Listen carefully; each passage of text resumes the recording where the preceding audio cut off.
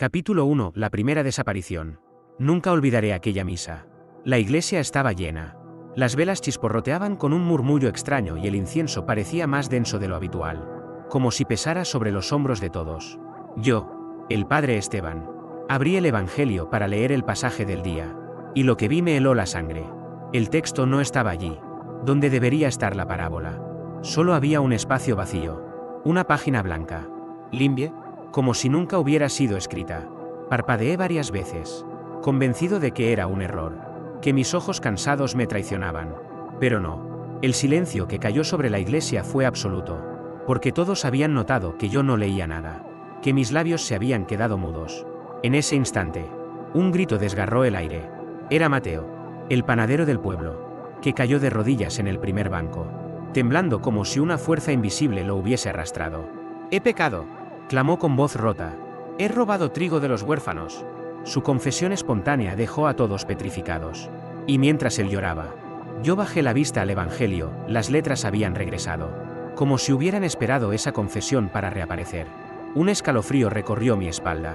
Al terminar la misa, algunos se acercaron al libro con curiosidad, pero al tocarlo, nada anormal se mostraba. Sin embargo, yo sabía lo que había visto. Las palabras habían desaparecido justo en el instante en que alguien había caído en pecado. Esa noche, mientras la tormenta azotaba los vitrales del convento, volví a abrir el Evangelio en soledad. Mis manos temblaban. Pasé las páginas lentamente hasta que, de repente, el texto de los salmos se fue borrando frente a mis ojos, letra por letra, como si fueran cenizas arrastradas por un viento invisible. En ese mismo momento, un alboroto rompió el silencio en la plaza del pueblo. Alguien corría gritando. Alguien confesaba en la oscuridad un adulterio cometido en secreto. Y entendí. El Evangelio desaparecía cada vez que alguien pecaba. Era como si la palabra de Dios se negara a convivir con la corrupción de los hombres. Me arrodillé, el sudor frío empapándome, y supe que había sido testigo del inicio de algo que podía destruirnos a todos. Porque si el libro estaba vivo, ¿qué más podía hacer además de borrar? Capítulo 2. El monje sin absolución. Me llamo Fray Anselmo. Y desde aquella misa en que el padre Esteban vio desvanecerse las letras del Evangelio, algo cambió en el convento. El aire se volvió pesado. Los rezos más tensos. Como si todos temiéramos que el libro nos estuviera observando. Una noche, incapaz de dormir, decidí abrir el Evangelio en mi celda. Lo coloqué bajo la luz temblorosa de una vela. Y al principio las palabras estaban allí, nítidas, intactas. Pero entonces, como un veneno que se infiltra lentamente, comenzaron a desdibujarse. Una mancha blanca se extendía sobre las frases, borrando todo a su paso. Me llevé la mano al pecho, aterrado, y comprendí el motivo. Había pecado en silencio.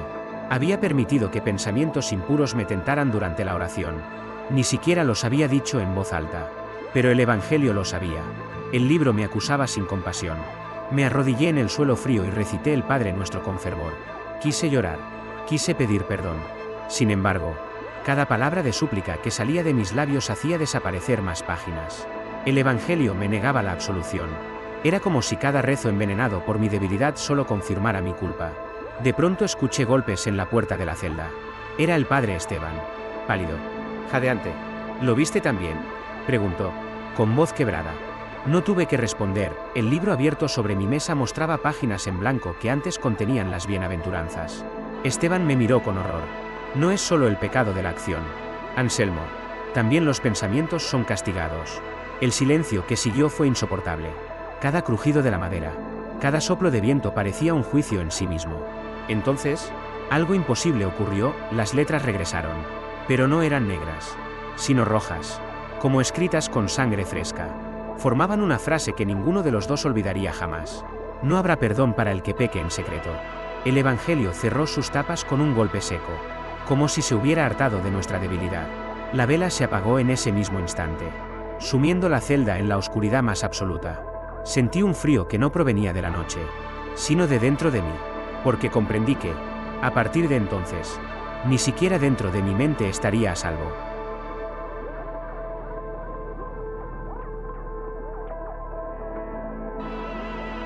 Capítulo 3. El pecado oculto en el convento.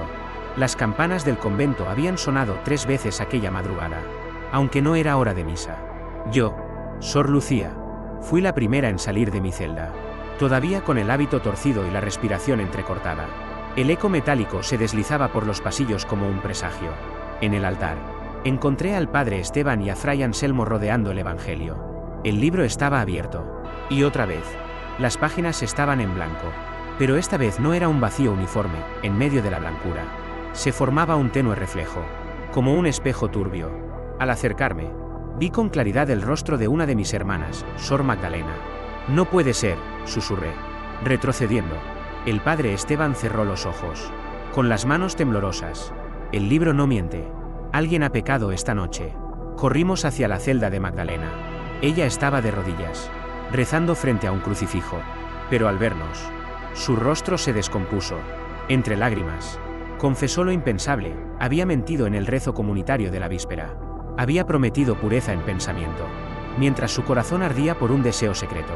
En cuanto sus palabras salieron de su boca, escuchamos un sonido extraño en la iglesia, como si miles de plumas de papel se revolvieran en el aire. Volvimos al Evangelio y allí estaban de nuevo las palabras, brillando con fuerza sobrenatural. Sin embargo, una línea había cambiado. En el margen inferior se leía, con letras rojas como heridas abiertas: la mentira es la llave que abre la puerta del vacío. Nos miramos unos a otros con terror. El Evangelio no solo desaparecía, estaba escribiendo nuevas advertencias, dictando sus propias reglas. Esa noche, mientras el convento dormía, yo no pude conciliar el sueño. Me preguntaba cuántas veces había mentido sin darme cuenta, cuántas oraciones habían sido pronunciadas con una fe a medias. Y entonces, lo escuché, un susurro proveniente del libro cerrado en el altar. No eran palabras humanas. Era como un murmullo de 1000 voces rezando al mismo tiempo, acusando. Capítulo 4. El altar sin palabra. El día de la procesión amaneció con un cielo extraño, cubierto de nubes que no se movían. Todo el pueblo se reunió en la plaza, con cirios en las manos y los ojos fijos en el altar improvisado en medio del empedrado. El padre Esteban me pidió que cargara el Evangelio durante el recorrido. Yo, Sor Lucía, lo sostuve contra mi pecho, sintiendo un peso que no era solo de papel y cuero, sino de algo más antiguo y vivo. Las campanas resonaron, y la procesión avanzó lentamente. Con cada paso, yo sentía como el libro latía, como si tuviera corazón propio.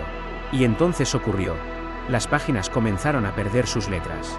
No todas a la vez, sino palabra por palabra, como si una mano invisible las arrancara del aire. Abrí el Evangelio con el pulso acelerado y lo mostré a Esteban. Todo un pasaje del Sermón de la Montaña se había esfumado. De inmediato, un murmullo recorrió la multitud. Una mujer se desplomó, presa de un ataque de llanto. Confesó haber maldecido en secreto a su vecino, deseándole la ruina. Mientras pronunciaba su culpa, las letras regresaron por un instante. Pero esta vez no eran negras. Ardían en rojo, temblaban como brasas. A cada tramo de la procesión, alguien más caía. Un hombre confesó haber golpeado a su esposa. Un joven reveló haber robado una joya.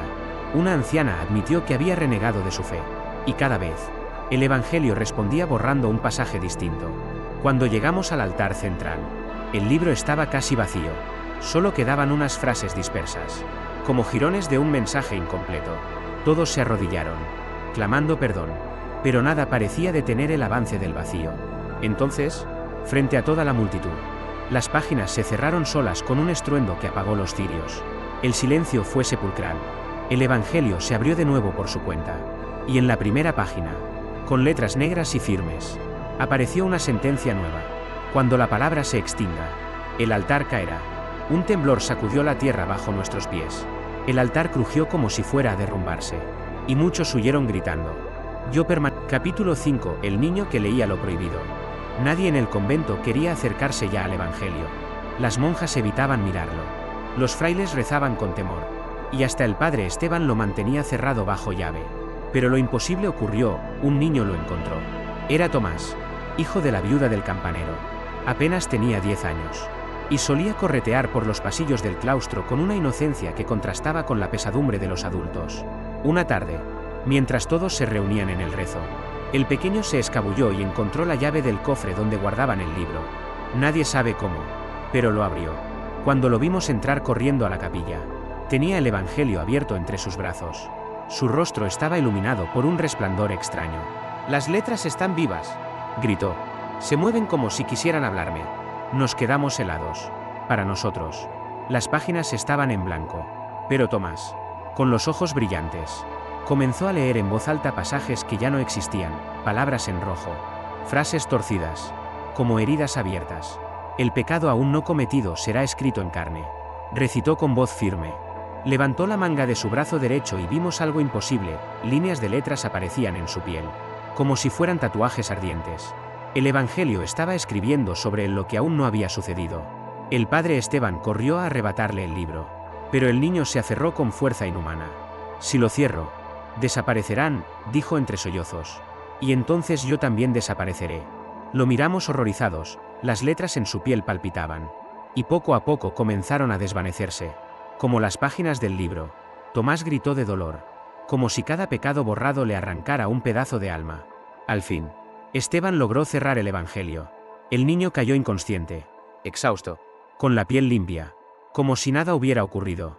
Pero yo, Sor Lucía, lo vi, una última palabra quedó marcada sobre su pecho.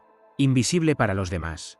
Una sola palabra escrita con un resplandor apenas perceptible. Sacrificio. Comprendí que el Evangelio no buscaba solo registrar pecados. Estaba eligiendo, preparando. Y el elegido era un niño.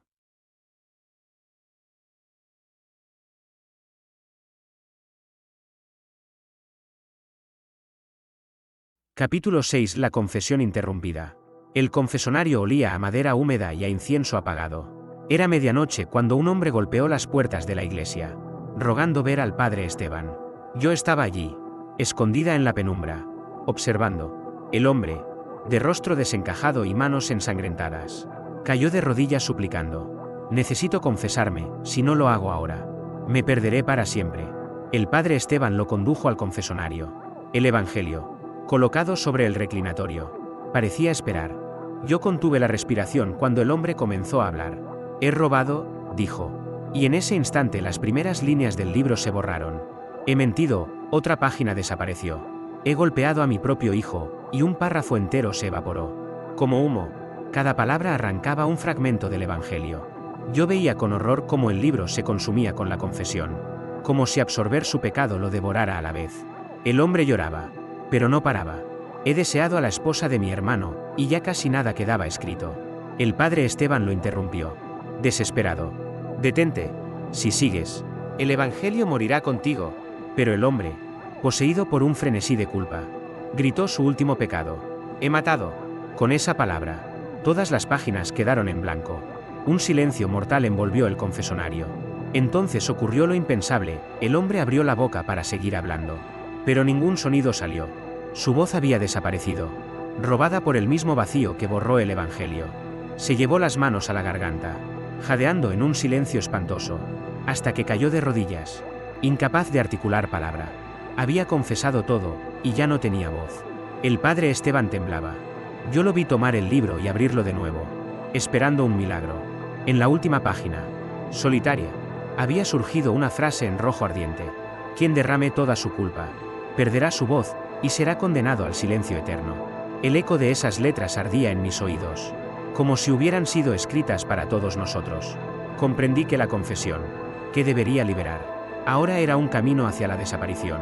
Y el Evangelio, cada día más vivo, exigía silencio donde antes había redención.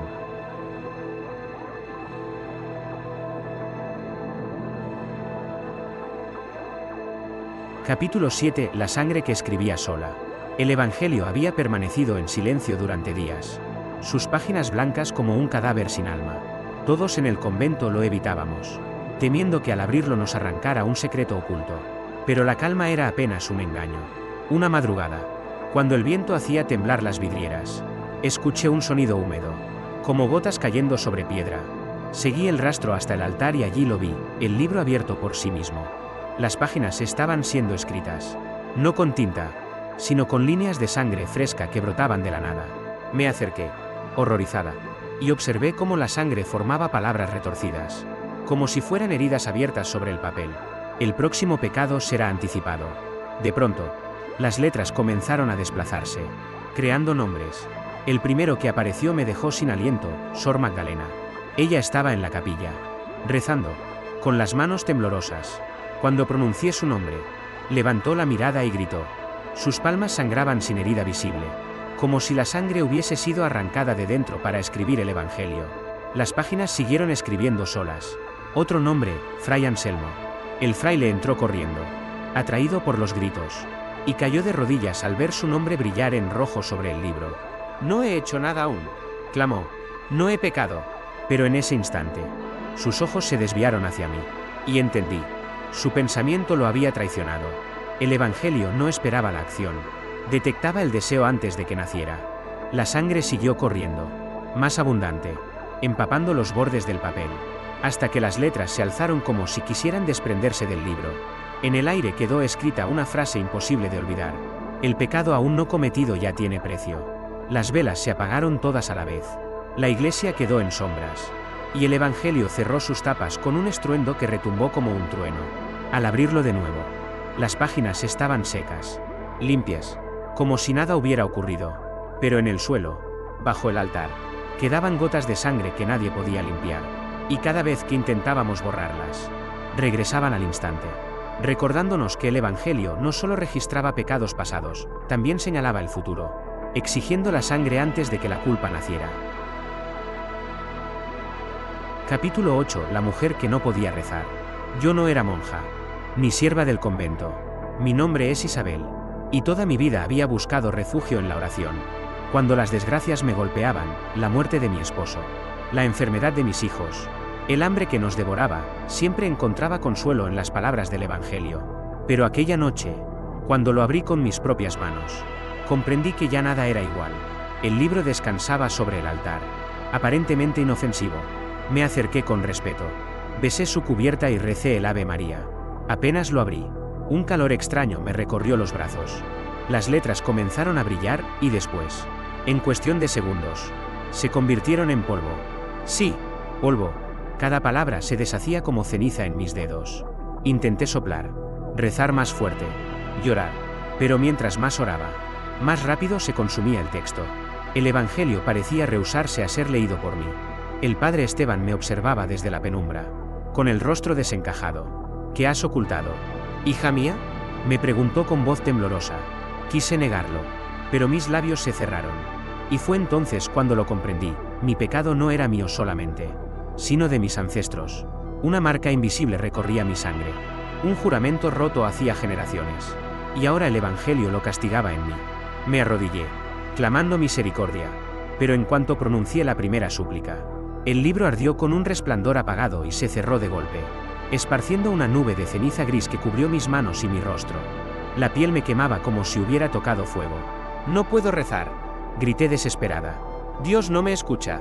En el suelo, entre la ceniza, apareció una sola frase escrita con letras rojas como brasas. «La maldición del linaje es más fuerte que la oración». El silencio que siguió fue insoportable. Yo temblaba, incapaz de articular una plegaria, mientras los demás retrocedían de mí como si fuera una apestada. En mis labios, las oraciones se ahogaban antes de nacer. Esa noche salí del convento, vagando entre sombras. Llevaba el rostro manchado de ceniza y las manos ardiendo. Y cada vez que intentaba rezar, lo único que escuchaba dentro de mi cabeza era un susurro frío: «Tus palabras no me pertenecen». Comprendí que no soy. Capítulo 9. El Evangelio en llamas. La vigilia comenzó con un silencio solemne. Toda la aldea se había reunido en la iglesia, llevando velas y plegarias, esperando que la presencia de Dios disipara el miedo que nos devoraba. El Evangelio reposaba en el altar, cerrado, como un corazón dormido. Pero todos sabíamos que tarde o temprano despertaría. El padre Esteban levantó sus manos y pidió a los fieles que rezaran. Yo estaba entre ellos, con el corazón latiendo en mis sienes. De pronto, un chasquido seco retumbó en el templo. El Evangelio se abrió solo y de sus páginas brotó una llama viva. Un fuego que no consumía el papel, pero que lo iluminaba como si ardiera desde dentro. El murmullo de miedo recorrió los bancos. La llama proyectaba figuras sobre los muros, sombras retorcidas, como si los pecados de cada uno de nosotros se alzaran en fuego. Vi a una madre que había abandonado a su hijo, a un anciano que había negado limosna, a un joven que había maldecido el nombre de Dios. Cada rostro ardía en las paredes, gritando en silencio lo que nunca había sido confesado. Las llamas se elevaron aún más y el Evangelio comenzó a mostrar palabras escritas con fuego vivo. No eran los salmos ni los evangelios conocidos, sino frases desconocidas, como si una voz invisible dictara desde el infierno: «Lo que ocultes será revelado en llamas». Un hombre intentó cerrar el libro, pero el fuego lo rechazó, quemando sus manos sin dejar ceniza. Sus gritos llenaron la iglesia mientras caía de rodillas, implorando perdón. Y en ese mismo instante, su sombra ardió en la pared, mostrando su pecado secreto, el asesinato de su propio hermano. Nadie lo sabía, hasta ahora. El terror se apoderó de todos. Algunos huyeron, otros cayeron postrados, rogando misericordia. Pero el fuego no se apagaba. Al contrario, crecía, iluminando hasta el último rincón del templo. Y lo más espantoso fue que cada pecador veía solo sus propias culpas ardiendo frente a él, como si el Evangelio se encargara de atormentar a cada alma de manera personal. Finalmente, las llamas se extinguieron tan de repente como habían surgido. El Evangelio quedó intacto, sin una sola mancha, reposando en silencio. Pero en el aire flotaba un olor a carne quemada que nadie pudo explicar. Capítulo 10. La profecía del vacío. La iglesia llevaba semanas en silencio, como si las paredes mismas temieran pronunciar una sola palabra. Después de la vigilia en que el Evangelio ardió sin consumirse, nadie se atrevía a abrirlo. Pero el padre Esteban, obsesionado con hallar respuestas, me llamó en secreto una noche de luna llena. «Ven conmigo, Sor Lucía», me dijo con voz grave. «El libro ha cambiado otra vez». Entramos en la capilla iluminada solo por la luz espectral que se filtraba por los vitrales. Sobre el altar, el Evangelio estaba abierto, sus páginas tan vacías que parecían espejos de nada. El padre me señaló con un gesto. «Apaga las velas». Obedecí. La penumbra nos envolvió y, entonces, ocurrió. La luz de la luna bañó el Evangelio, y en medio del vacío comenzaron a dibujarse palabras invisibles, como si hubieran estado esperando esa claridad para revelarse. Las letras eran plateadas, temblorosas, y no se parecían a ninguna escritura humana. Decían: «Cuando el último verso desaparezca, no vendrá el juicio desde el cielo, sino desde estas páginas». Un escalofrío me recorrió la espalda. El padre Esteban, con el rostro desencajado, murmuró: «No es la palabra de Dios, es algo más antiguo, algo que se alimenta de nuestra fe». De pronto, la profecía siguió escribiéndose sola, como si una mano invisible la dictara. «El vacío no es ausencia, es presencia que espera. Y cuando se complete, hablará». El silencio se volvió insoportable. Parecía que cada piedra de la iglesia escuchaba esa advertencia. Yo quise apartar la mirada, pero mis ojos estaban fijos en esas letras fantasmales. Entonces, una última línea se reveló, y me heló el alma. «El primero en leer estas palabras será el primero en ser reclamado». Las letras se disolvieron de inmediato, dejando las páginas otra vez en blanco. Yo caí de rodillas, con el corazón desbocado. El padre Esteban me miraba con horror. Yo había sido la primera en leer. Desde esa noche, cada vez que cierro los ojos, escucho un murmullo que no proviene de este mundo. Es la voz del Evangelio vacío, que respira detrás de mis pensamientos, esperando el momento de reclamarme.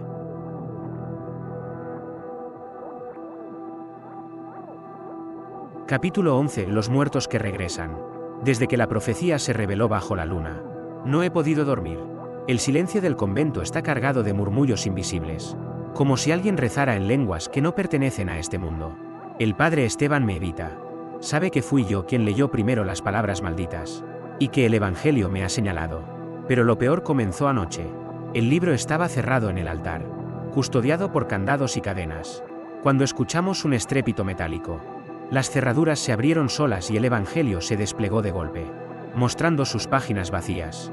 Yo me acerqué, temblando, y vi algo que me heló la sangre. En medio del vacío empezaban a dibujarse sombras. No eran letras, sino siluetas humanas, rostros desfigurados que reconocí al instante. Eran los muertos del pueblo, los que habían confesado en secreto y jamás volvieron a ser vistos. Mateo, el panadero, la anciana que había renegado de su fe, incluso el hombre que perdió la voz en el confesonario. Todos estaban allí, mirándonos desde el papel como si las páginas fueran un cristal entre dos mundos. De pronto, una de las figuras comenzó a moverse. Golpeaba desde dentro del Evangelio, como si quisiera salir. Sentí el aire enrarecerse y retrocedí.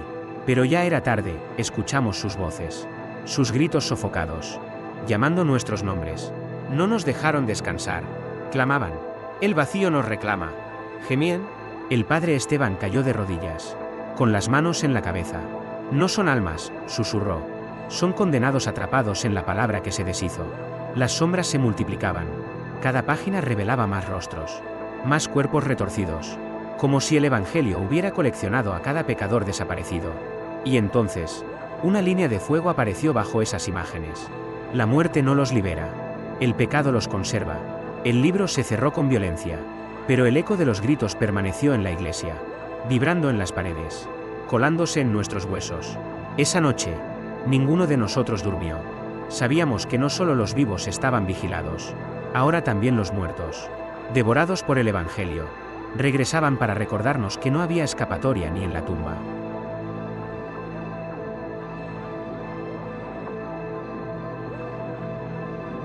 Capítulo 12. El último sermón. El domingo de Cuaresma la iglesia estaba más llena que nunca. Nadie había venido por devoción, sino por miedo. Todos sabían que algo iba a suceder.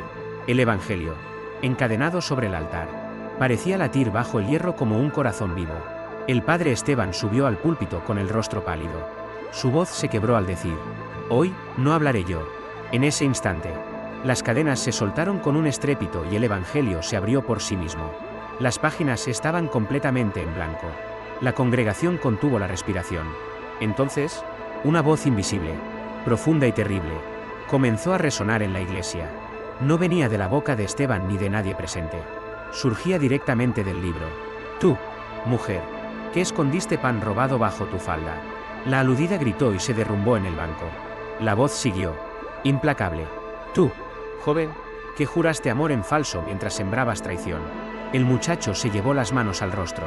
Sollozando, cada pecado fue leído en voz alta, desnudo ante todos, incluso los que nunca habían sido confesados. Era como si el Evangelio hubiera escrito cada culpa en secreto, esperando este momento para exponerlas. El aire se volvió insoportable, cargado de llanto, gritos y rezos desesperados. Cuando la voz pronunció el nombre de Fray Anselmo, el fraile intentó huir, pero la puerta de la iglesia se cerró de golpe. «Tú, que deseaste lo prohibido en tu corazón», se desplomó, convulsionando, mientras las letras ardían sobre su piel como brasas vivientes. El caos se desató. Algunos intentaron arrancar las páginas, pero sus manos fueron rechazadas con quemaduras invisibles. Otros se golpeaban el pecho rogando perdón, pero la voz seguía, imparcial, inclemente. Finalmente, el eco resonó como un trueno: «Todos habéis pecado, y todos seréis escritos en el vacío». Las páginas se cerraron bruscamente. Un silencio sepulcral cubrió la iglesia. Nadie se atrevió a moverse. El padre Esteban, con lágrimas en los ojos, murmuró: «No fue un sermón, fue la sentencia». Esa noche, cada campana del convento dobló por los vivos, como si ya fuéramos difuntos en vida.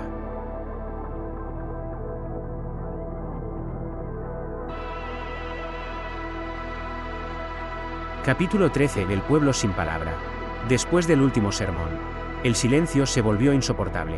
El Evangelio permanecía cerrado en el altar, sin letras, sin señales.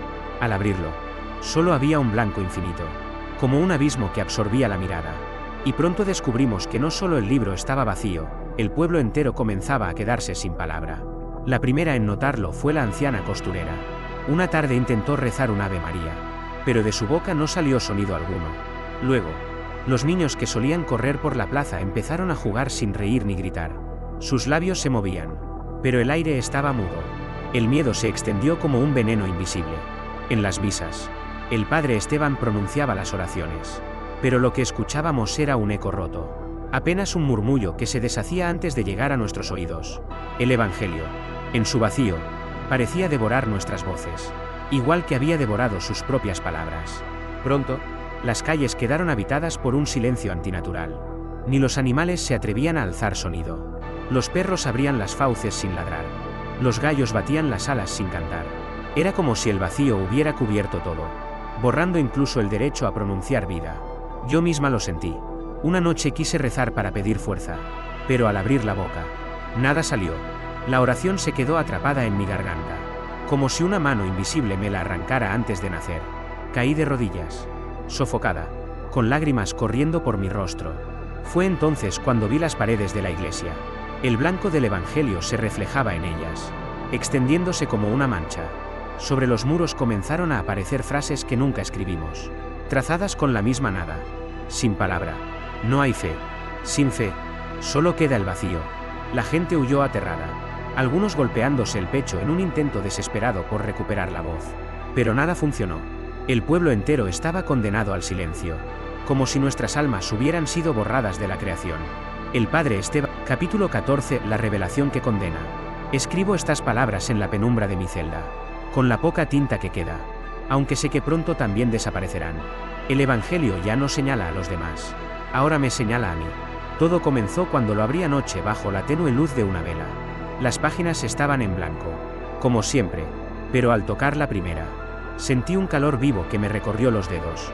Entonces, comenzaron a aparecer letras, no rojas ni negras, sino oscuras como ceniza encendida. Formaban frases que me dejaron sin aliento. Tú eres el culpable del vacío. Tú has sido escrito desde el inicio. Mi corazón latía con violencia. ¿Yo? ¿Cómo podía ser yo? Si solo había sido testigo del horror. Pero mientras las palabras emergían, recordé las dudas escondidas, los deseos prohibidos que nunca confesé, las noches en que recité oraciones de labios hacia afuera, sin creerlas en el fondo de mi alma. El Evangelio no desaparecía por los pecados del pueblo, desaparecía por los míos. Las páginas comenzaron a llenarse con mi propia historia, cada mentira que pronuncié, cada silencio cobarde, cada pensamiento oscuro que guardé. Era como si el libro hubiera estado escribiéndome desde siempre, borrando todo lo demás para que solo quedara yo. Intenté cerrarlo, pero el Evangelio no obedeció. Una fuerza invisible me clavó de rodillas frente al altar. Y entonces lo vi, mi rostro reflejado en las páginas vacías, multiplicado, deformado, gritando pecados que nunca confesé. El padre Esteban entró en ese momento, atraído por mis gritos. Al ver lo que sucedía, cayó de espaldas, murmurando con horror. Eras tú desde el principio, el libro solo esperaba que lo entendieras. Las letras se encendieron como fuego vivo y escribieron la sentencia final sobre mi reflejo. El testigo siempre fue el autor. Comprendí con un terror absoluto, no era una víctima más, ni una observadora inocente. Era la raíz del vacío. Cada desaparición, cada palabra robada, había sido alimentada por mi fe quebrada, por mis pensamientos impuros, por mi voz temblorosa. El Evangelio no estaba maldito. Yo lo estaba, y mientras las letras ardían sobre mi imagen, sentí como mi voz comenzaba a desvanecerse. La próxima en desaparecer sería yo misma, escrita en el vacío eterno.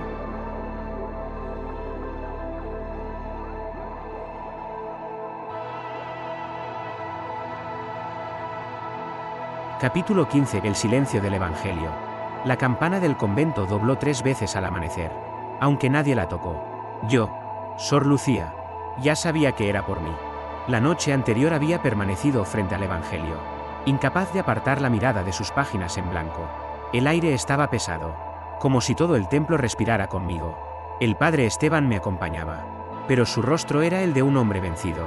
No podemos detenerlo, susurró. El libro ya te ha escrito. Y entonces ocurrió. El Evangelio se abrió solo, mostrando una última página. No había letras dispersas ni frases proféticas, solo una superficie blanca que parecía esperar. El silencio era absoluto. Sentí un frío recorrerme el cuerpo cuando las letras comenzaron a formarse, gota a gota, como sangre destilada desde un corazón invisible. Un nombre apareció, claro, imposible de negar, Lucía. Yo grité, pero mi voz no salió. El eco se quebró en mi garganta, como si ya hubiera sido arrancado de mí. El padre Esteban corrió a sujetarme, pero cuando sus manos me tocaron, comprendió lo inevitable. El Evangelio no desaparecía por los pecados de los demás, murmuró con lágrimas. Todo este tiempo, te estaba escribiendo a ti. Las paredes del convento comenzaron a temblar, y las velas se apagaron una tras otra. El libro se cerró de golpe, y el estruendo fue tan fuerte que parecía el toque final de un ataúd. El vacío me envolvió. No escuché nada. No vi nada. Solo un silencio tan denso que me borraba incluso de mis propios pensamientos. En el último instante, cuando ya no quedaba ni sombra de mí, entendí la verdad. El Evangelio nunca había sido un libro. Era un espejo vivo. Una condena que necesitaba carne y voz para completarse. Y yo había sido la última palabra escrita en él. Desde entonces, el pueblo reza, pero sus plegarias son mudas. El Evangelio permanece cerrado, sellado con mi nombre. Y en cada campanada resuena un silencio más profundo que la muerte. Porque ahora el Evangelio ya no desaparece. Ahora soy yo quien ha desaparecido dentro de él.